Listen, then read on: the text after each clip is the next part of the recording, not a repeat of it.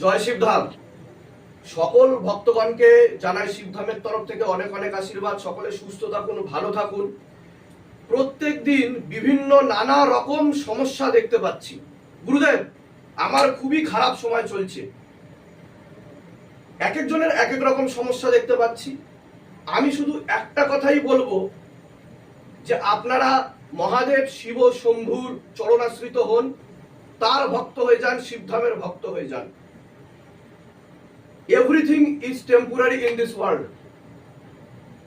তো আপনারা যদি শিবধামের ভক্ত হয়ে যান তাহলে খারাপ সময়েরও একদিন খারাপ সময় এসে যাবে। আর এটা হতেই পারে না যে একটা সময় দীর্ঘদিন ধরে চলছে। তো যেরকম ভাবে প্রত্যেক দিন সূর্য অস্ত যায়, আবার সূর্য উদয় তো হয়। তো চিন্তা করবেন না, ভেঙে পড়বেন না। আমি সকলকে এটুকুই বলতে চাই যে অনেকেই আছেন যারা ঈশ্বরকে ডাকেন, মনে প্রাণে ভালোবাসেন, বিশ্বাস করেন, তার কৃপা দৃষ্টি পেতে চান।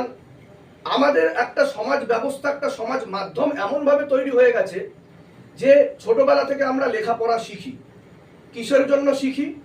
ভালো কাজবাজ করার জন্য, ভালো চাকরি করার জন্য। চাকরি বা ভালো কাজবাজ কিসের জন্য করি?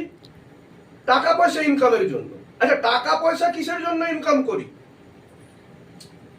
এবার এই যে বিষয়গুলো, এই বিষয়গুলো আমাদেরকে ভালোভাবে বুঝতে হবে।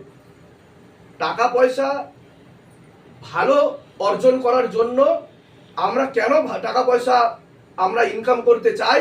তার কারণ ভালোভাবে থাকার জন্য, ভালো একটা জীবন ধারণ করার জন্য।